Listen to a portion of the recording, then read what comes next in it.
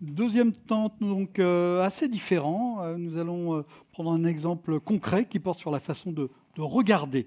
J'appelle à me rejoindre sur scène Hervé Bégaud et Stéphane Ledentu. Et je vais commencer avec vous, Stéphane. Vous dirigez SLB. On est dans l'exploitation forestière au départ. Vous avez eu 3 vies d'entrepreneur. D'abord une exploitation forestière classique, beaucoup dans l'est de la France. Puis vous avez fait du négoce de forêt. Et puis depuis une petite quinzaine d'années, vous vous êtes mis à l'exploitation durable de forêt et notamment à l'international, surtout à l'international, puisque vous exploitez aujourd'hui 7000 hectares en Roumanie et 3600 hectares au Brésil, qui est évidemment un terrain absolument passionnant et où la forêt est un enjeu absolument essentiel, non seulement pour le Brésil, mais pour la planète tout entière. Vous vendez aussi de la compensation carbone, un amendement organique. Vous avez développé des marchés nouveaux à partir de ce travail, ces réflexions. Vous êtes relativement petite entreprise, vous avez 30 salariés, vous faites un peu moins de 100 millions d'euros de chiffre d'affaires. Et pour faire de la forêt durable, il faut faire de la forêt autrement. Il faut trouver un autre équilibre entre humain et nature. Il faut préserver des espaces tout en faisant de la productivité, parce que sinon on disparaît ou on risque de disparaître assez vite. Et vous en êtes venu à la conclusion qu'il fallait donc compter autrement. Et je voudrais que vous nous racontiez un tout petit peu ça pour commencer. Avec plaisir. C'est bon, vous m'entendez? Donc, évidemment, pour répondre à votre question, c'est-à-dire que l'important, c'est de préserver nos forêts déjà existantes. Et pour ça, je trouvais aberrant de couper des arbres qui mettaient 200 ans à pousser pour en faire ce qu'on appelle des meubles non durables. Donc, on a travaillé sur un programme d'afforestation, mais surtout, déjà 15 ans, parce que ça fait déjà 15 ans que je fais ce métier, c'est l'éconologie. Alors, l'éconologie, c'est extrêmement important. Oui. Définissez les deux mots. Afforestation, parce que voilà, ah oui. Jusqu'à il y a 2 jours, je dois avouer que j'étais... Voilà, dites-nous ce que c'est. Alors, afforestation, nous partons d'un sol abîmé par une agriculture intensive, c'est-à-dire qu'il y a eu beaucoup d'intrants chimiques, donc elle devient seulement support, ce sol, donc elle n'est plus capable de réagir d'elle-même, donc c'est là qu'on apporte, et la seule solution, c'est de planter des arbres. Donc là, on fait ce qu'on appelle de la forêt commerciale, sur 60% de la surface et 40% en forêt endémique d'origine, pour recréer toute la biodiversité, le biotope nécessaire à la vie de la forêt et surtout de pouvoir remettre en place tout son capital hydrique.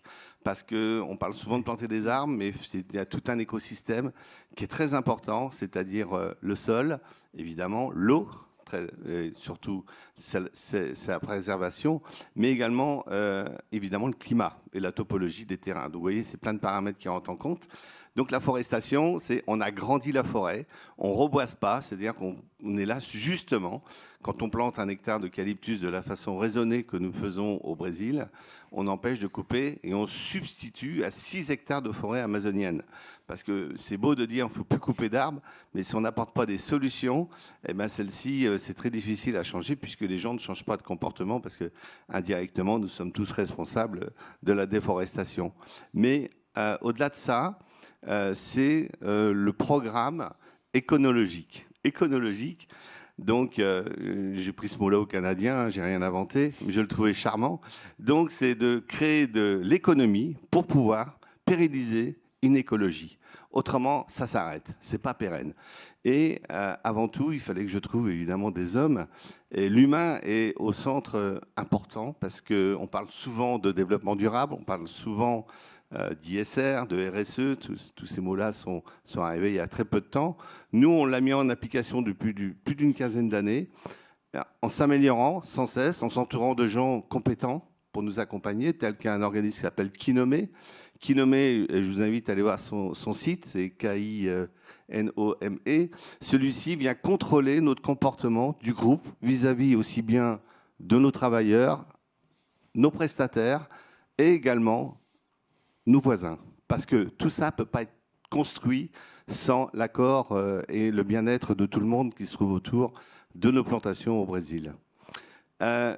L'écologie, évidemment, ce centre, il est extrêmement important parce que sans la biodiversité, il n'y a pas de production. S'il n'y a pas de production, eh ben, c'est les maladies qui arrivent, il y a plein de paramètres qui rentrent, ça s'appelle la monoculture. La monoculture, vous allez me dire l'eucalyptus, c'en est, évidemment, c'est vrai. La forêt de Fontainebleau à l'époque sous Colbert, c'est pareil. Donc si vous aimez mieux, qu'est-ce qu'on appelle? L'important, c'est de le faire d'une façon intelligente, c'est de planter pas suffisamment d'arbres, mais seulement 1100 arbres à l'hectare pour ne pas éviter de puiser le capital hydrique. Au-delà de tout ça, donc là, évidemment, on a amené à vendre notre compensation carbone, ça nous apporte un revenu complémentaire, mais ce n'était pas l'objectif. L'objectif, d'abord, c'est l'ISR. Parce qu'on s'est rendu compte que pour faire de la forêt, il faut l'accompagner, il faut la suivre, et surtout, il faut avoir des gens de compétences. Et donc, c'est ce qu'on appelle avec Kinomé, c'est le digne de vie. Si on n'est pas en mesure de rémunérer les gens d'une façon satisfaisante, eh ben, vous avez un déploiement de la population qui part malheureusement au Brésil dans les favelas ou autres, même en France, hein, c'est la même chose. Tous ces métiers-là doivent être revus et rémunérés d'une façon décente. C'est important pour la continuité de notre groupe. Mais donc, il y a un moment où il faut compter autrement. Exactement. Donc là, évidemment, Hervé est venu au Brésil voir un petit peu notre comportement au niveau sur nos engagements environnementaux, nos engagements humains. Et ceci, évidemment, la comptabilité CARE, je donnais la transition, elle est vraiment adaptée pour mon entreprise. Mais on a eu un gros travail qui a été fait en amont pour que Hervé puisse prendre tous les éléments et l'appliquer sur sa comptabilité CARE. Alors, Hervé Bégaud, vous êtes associé d'un cabinet d'experts comptables, Hendrik. Vous dirigez le département RSE. Vous animez aussi le Cercle des comptables environnementaux et sociaux, le CERCES ou le CERCES, je ne sais pas comment on dit, qui est associé avec la chaire de comptabilité écologique montée avec Mines ParisTech et l'Université de Dauphine. Vous avez fait aussi 2 livres sur la comptabilité durable. Je crois qu'ils s'affichent parfois ici. Quand Stéphane vient vous voir, il coche à la bonne porte. Vous travaillez sur le fait que les entreprises passent leur temps à faire des choses qui ne sont pas mesurées. Oui, et je me permets aussi de faire écho à l'excellente table ronde d'avant, et que nous, le constat en tant que financier, responsable financier, expert comptable, dans les organisations, c'est effectivement cette inflation de normes. On a parlé de CSRD, le reporting de durabilité, la taxonomie verte européenne, avec ses 3 indicateurs clés de performance, chiffre d'affaires, CAPEX, OPEX. Il faut expliquer la part verte à travers ces 3 indicateurs. Patricia a parlé de la société à mission avec les trois objectifs maintenant, financiers, environnementaux et sociaux. Et donc la question que nous on pose, c'est comment on mesure, comment on collecte d'abord l'information, comment on la consolide, comment on la fiabilise, parce que, à juste titre, il y a des auditeurs, hein, un peu comme Patricia, on audite aussi ces informations au quotidien. Donc, comment on les fiabilise donc, pour permettre un audit, puisque ce qui est attendu de ces réglementations, c'est plus de transparence. Donc, c'est vrai que nous, avec le modèle CARE, on a été un peu plus loin, qui est de faire le lien beaucoup plus concret entre cet univers extra-financier et l'information financière classique. Parce que la prise de décision, elle est parfois compliquée quand on a comme ça une information à 2 jambes. Il faut faire des liens en permanence puisqu'on demande aux entreprises de challenger, d'interroger leur modèle économique. Donc c'est le cas de Stéphane. Donc ils ont un modèle économique qui est challengé. Ils font des choses qui ne sont pas valorisées, qui ne sont pas mises en avant. Et s'ils font mal, ce n'est pas non plus montré aux parties prenantes. Donc l'objectif de CARE, on a repensé, et alors quand je dis on, c'est tout un écosystème de chercheurs, effectivement. Alors, ce n'est pas Mines, c'est AgroParisTech, c'est Dauphine. Et puis, l'Ordre des experts comptables maintenant, parce que j'ai la chance d'être vice-président de l'Ordre des experts comptables au niveau national. Donc, on essaye de fédérer à la fois des chercheurs, des praticiens, pour essayer de faire avancer ce modèle. Donc, on a repensé un bilan, un compte de résultats, les annexes, toute l'architecture de la prise de décision, finalement, pour y introduire la notion de capitaux naturels, capitaux humains, aux côtés du capital financier. Donc, l'objectif, et c'est ce qu'on a fait avec le groupe SLB, c'est d'abord de démontrer dans les comptes classiques toutes les dépenses que fait Stéphane, c'est-à-dire qu'ils ne sont pas visibles. elles ne sont pas visibles, elles sont parfois noyées dans un tas de comptes qu'on ne voit pas bien de façon intelligible, ce qui est fait pour préserver, ce qui est fait pour éviter une dégradation. Et quand l'entreprise dégrade, dans quelle mesure elle dégrade et quels sont les éléments dans la comptabilité qui peuvent le montrer. Et ensuite, c'est d'injecter, pourquoi pas, des dettes écologiques. Ça n'a pas beaucoup plu à Stéphane quand on lui a parlé de dettes écologiques, mais il y en a toujours un peu. Et puis après, c'est de montrer aussi, puisque l'objectif qui est visé avec tout ça, c'est de montrer comment l'entreprise, d'abord, fait un stress test par rapport à son activité. Est-ce que ça tient comptablement si j'injecte tout ça? Et ensuite, est-ce que je peux dégager? Est-ce que j'ai des marges de manœuvre pour dégager, pourquoi pas, des plus-values pour compenser? Ou est-ce que ça va tellement me coûter cher que mon modèle économique ne pourra pas tenir? Ou est-ce que j'ai besoin de subventions?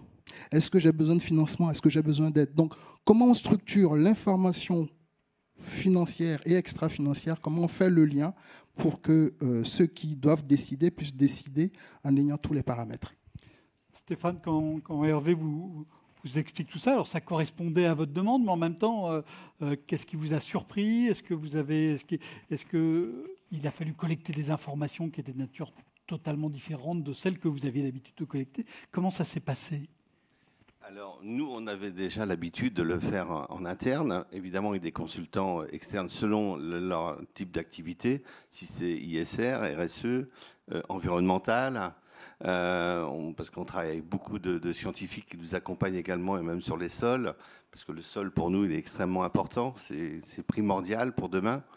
L'eau aussi, également, on a tous ces scientifiques qui sont là, qui sont présents à nos côtés, qui nous accompagnent à chaque instant, qui ont été en relation d'ailleurs avec Hervé pour pouvoir bien établir quel est l'impact. Mais on a une banque en France, je ne suis pas de là pour faire de la publicité, mais la BPI est quand même très présente et elle nous accompagne dans tout ce changement, dans toute cette réglementation, parce que plus on va s'améliorer vers le bien, plus on aura des taux favorables à emprunter par rapport. Donc c'est vraiment, je tiens à le signaler, ils sont très présents dans cette orientation, de changement, de comportement vis-à-vis des entreprises. Donc c'est un point très important. Au-delà de ça, c'est que Hervé a questionné à lettre ouverte l'ensemble de nos collaborateurs. Évidemment, ces réflexions vont nous apporter à être encore meilleurs. En tout cas, on va essayer de l'atteindre sans cesse, c'est notre objectif. La perfection est compliquée, mais en tout cas, quand on a on va dire une orientation bien proposée par le groupe bancaire, à partir de là, nous, évidemment, nous allons nous améliorer au fur et à mesure selon les directives que va nous apporter cette comptabilité. Alors, juste quelques éléments de cadrage chronologique. Vous avez commencé, quand est-ce qu'Hervé est venu travailler avec vous et où est-ce que vous en êtes aujourd'hui? Est-ce que c'est un processus très long? Non, pour nous, non. Ça a été, j'ai rencontré Hervé il y a à peu près 1 an et demi. Il y a eu la période Covid qui est arrivée, on aurait pu faire un peu plus vite. Aussitôt, je lui ai demandé, c'est très bien, la comptabilité CARE, ça me plaît. Vous venez au Brésil avec moi, vous venez comprendre comment on travaille, ce qu'on fait, les collaborateurs, l'ensemble de toutes les équipes, les prestataires.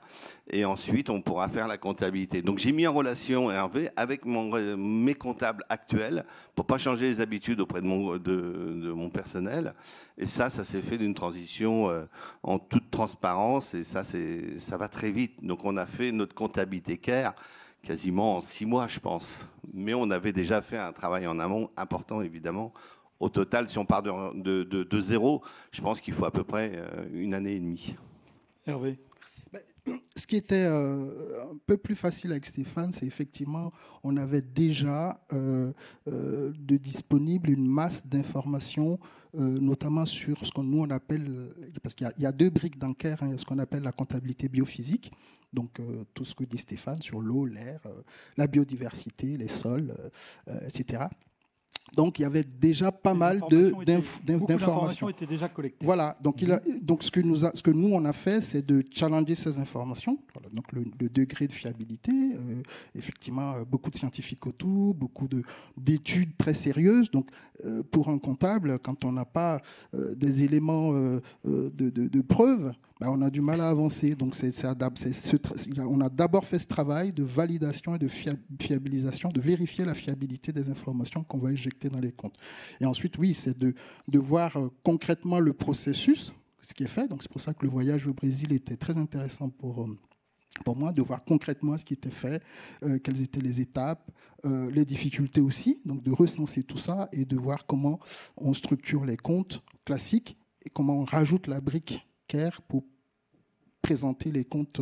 Effectivement, en 6 mois, on a réussi à sortir un premier jeu de comptes. Et en lien avec mon confrère, expert comptable, alors il faut bien comprendre que nous, on est à l'intersection des deux mondes, finalement, de ceux tous les scientifiques qui mesurent les sols, les éléments biophysiques, et nos confrères qui font les comptes classiquement. Donc, on a dû... complémentaires et non Absolument. On n'est absolument pas là pour remplacer l'expert comptable ou le directeur financier.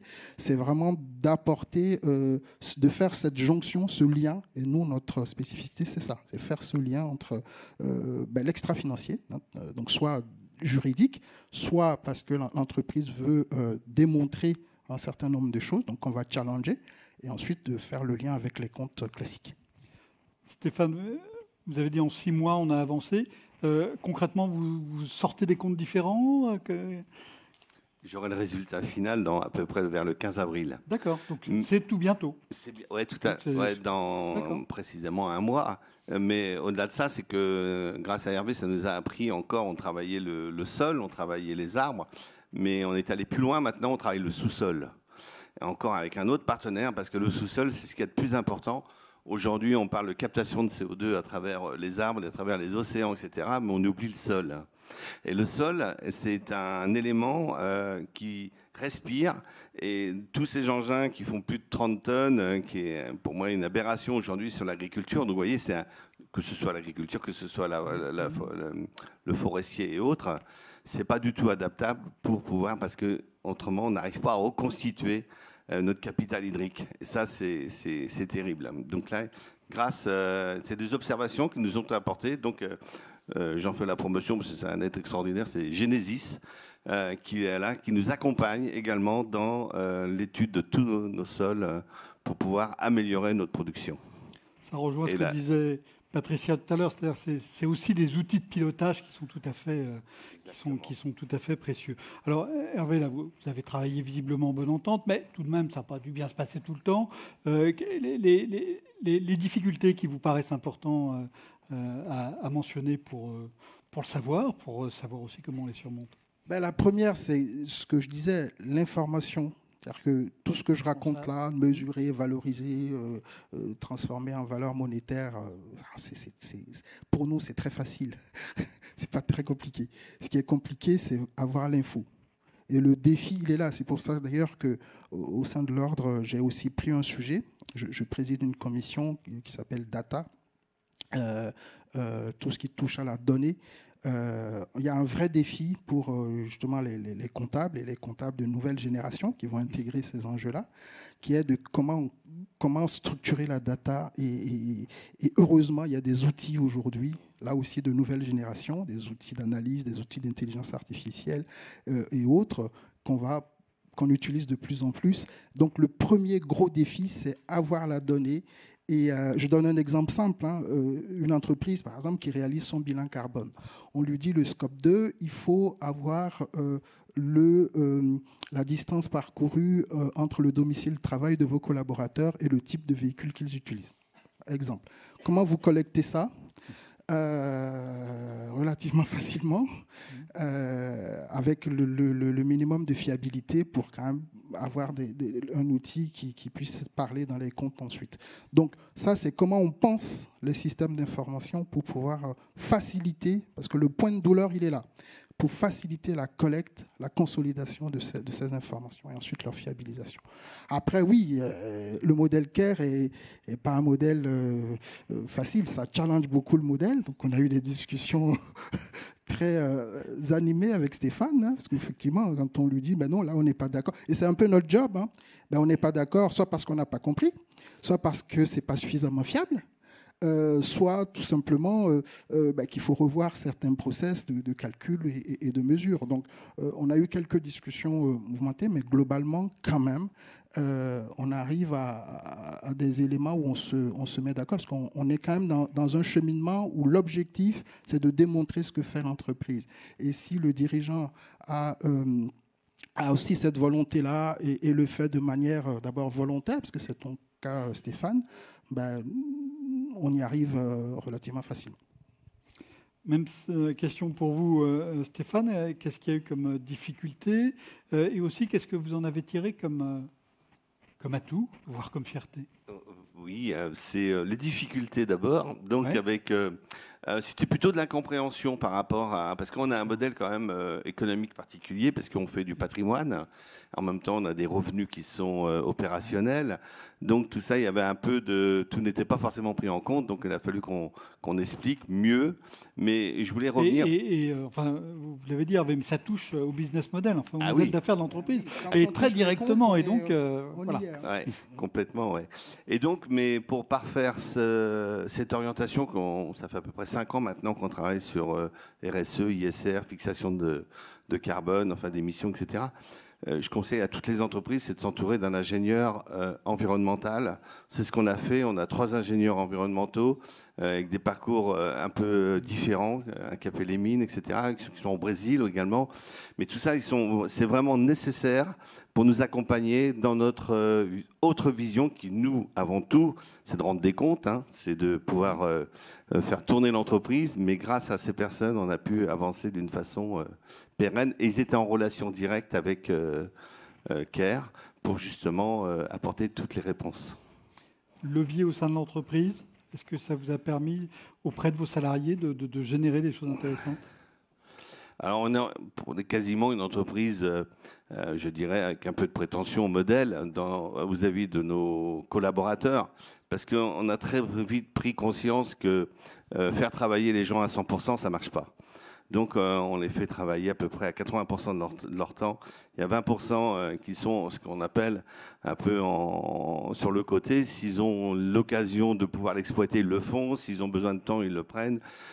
C'est vraiment cette comptabilité, elle contribue également parce que c'est une charge complémentaire. Mais là, demain, grâce à Hervé, on la met en équivalence au niveau de notre comptabilité. Et donc là, ça ne va pas directement impacter notre performance.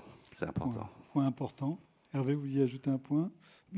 Oui, sur cette collaboration entre scientifiques. Vous avez compris, dans mon équipe, pour arriver à parler à cet univers extrêmement hétérogène, compliqué. Alors, on n'a pas parlé de capital humain, parce que là aussi, discuter avec des ergonomes, etc.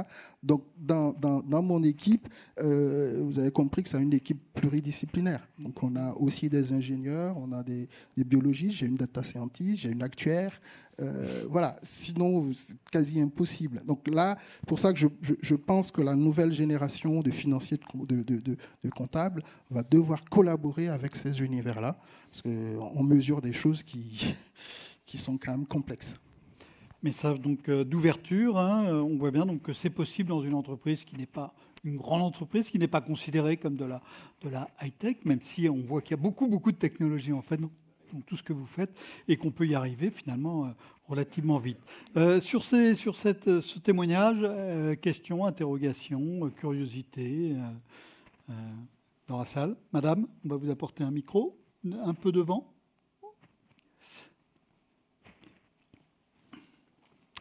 Merci de vous présenter aussi.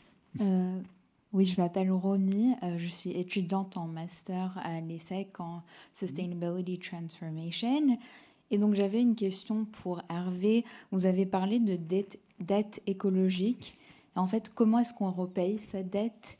Et combien d'entreprises sont d'accord avec ce type de calcul. Au début, comment est-ce qu'on l'évalue déjà? Alors, on l'évalue, c'est très simple. Hein. En fait, on a 2 niveaux de mesure. D'abord, dans la comptabilité biophysique, on mesure ce qu'on appelle les indicateurs d'état. Hein. Où en est l'entreprise par rapport à un capital donné? Hein. Au niveau des sols, est-ce que le niveau d'émission ou de pollution est à un niveau acceptable? Si ce n'est pas le cas, on le confronte avec ce qu'attendent les scientifiques. Par exemple, si on vous dit le taux de nitrate dans l'eau doit être de temps, bon, ce n'est pas nous. C'est dit soit dans une réglementation, Patricia connaît bien ça, ou les scientifiques, par exemple, par rapport au CO2, les Science-Based Targets, nous disent, voilà, il y a des objectifs de temps. Donc nous, on confronte les deux, très simple, on confronte les deux en disant, voilà, où en est l'entreprise par rapport à cet objectif. Et la dette, c'est tout l'effort qu'il va falloir faire pour respecter l'objectif qui est attendu. Voilà. Donc c'est le coût très concret, démontré, de coûts, ce qu'on appelle des coûts de réparation, qui permettent d'atteindre l'objectif qui est visé. Et là c'est très douloureux pour l'entreprise, parce que là, on challenge vraiment, on dit, voilà, si vous voulez être durable, hein, au sens où vous le dites vous-même, avec des objectifs, des éléments concrets, donc nous, on va vous injecter des dettes, à charge pour vous d'éviter. On a aussi quelque chose qu'on appelle les coûts d'évitement. Et donc, dans le temps, plus vous changez votre modèle économique, plus ce coût a tendance à grossir, parce que vous engagez des coûts pour éviter d'avoir des dettes dans le futur.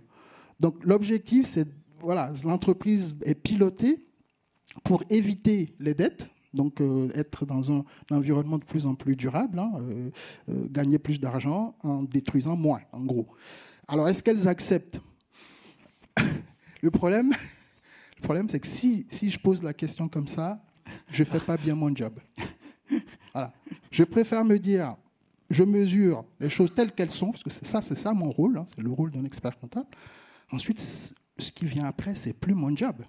C'est à lui de décider. C'est à lui de faire le lien avec les acteurs. Peut-être d'aller voir l'État pour avoir des aides, ou de dire clairement que le modèle économique ne peut plus tenir et de changer de modèle. Si je fais ça, je sors de mon rôle. Moi, je suis dans la mesure de façon neutre et pragmatique. Preuve à l'appui. Est-ce qu'on ne découvre pas aussi de temps en temps des choses agréables, des plus-values latentes? Oui. Voilà. Stéphane, par exemple, se retrouve avec des plus-values latentes. Je dis bien latentes. C'est là où on est très, très vicieux, parce que on dit oui, mais il y a des choses, c'est positif, Stéphane, c'est très positif même. Mais par contre, il n'y a pas de modèle économique derrière. Donc tant qu'il n'y a pas de modèle économique derrière pour que ça se transforme en monnaie sonnante et trébuchante, c'est latent. Voilà. Donc à charge pour toi de réfléchir. Mais c'est très intéressant, parce que du coup, ça permet à l'entreprise de se dire, il y a peut-être des choses à faire, et pourquoi pas de créer un modèle économique nouveau ou quelque chose de complémentaire à son business pour aller, pourquoi pas, compenser des dettes, ou s'il n'y a plus de dettes, gagner plus. Ça arrive dans les expérimentations qu'on mène. On voit bien comment ça enrichit le regard sur l'entreprise et ça élargit en fait le spectre des possibles. Est-ce qu'il y a une autre question? Monsieur au milieu, pull blanc, enfin de ce que je vois ici.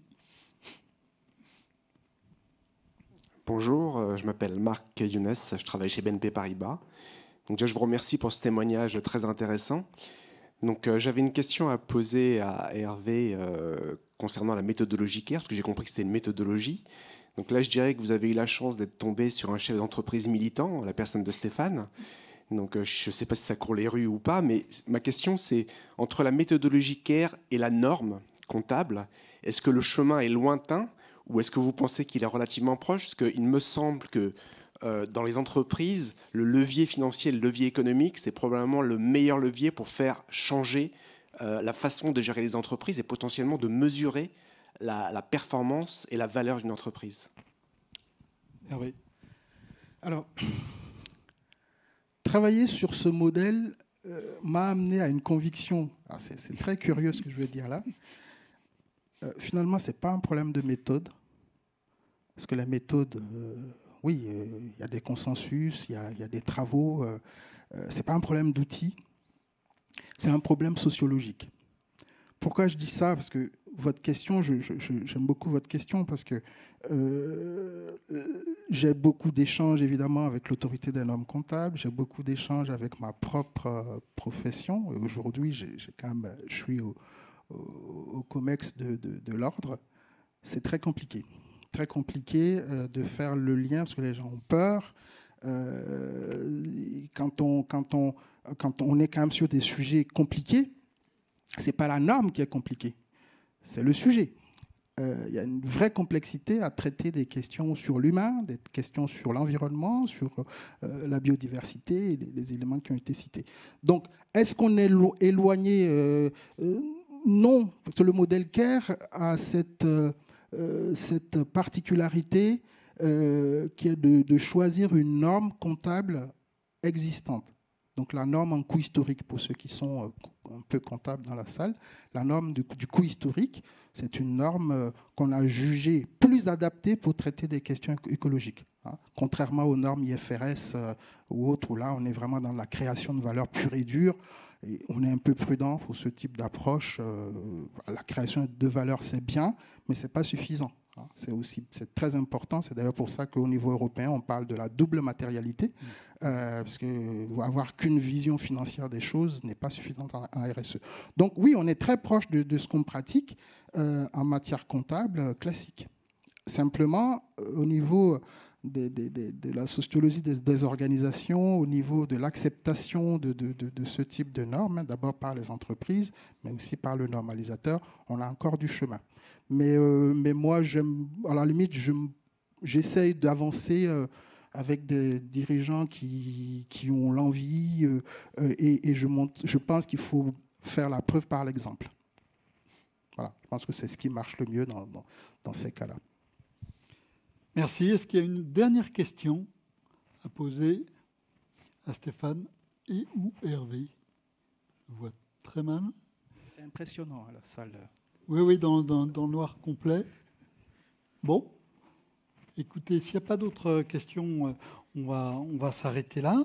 Je trouve que c'est tout à fait intéressant de voir comment on est parti d'un univers où on avait l'impression qu'il y avait des contraintes, et puis on a vu dans les deux tables rondes que ces contraintes étaient aussi des leviers d'action, des leviers, des opportunités, des occasions de s'ouvrir, mais des occasions aussi d'aller plus loin, d'aller dans des directions auxquelles on n'aurait pas forcément pensé au départ. Et je trouve que ce sont des messages à la fois importants et non seulement encourageants, mais aussi importants pour la suite, même s'il y a des difficultés, y compris parmi vos pairs, si on a bien compris ce que vous nous avez dit, mais de voir qu'il y a des leviers qui sont tout à fait utiles et impressionnants.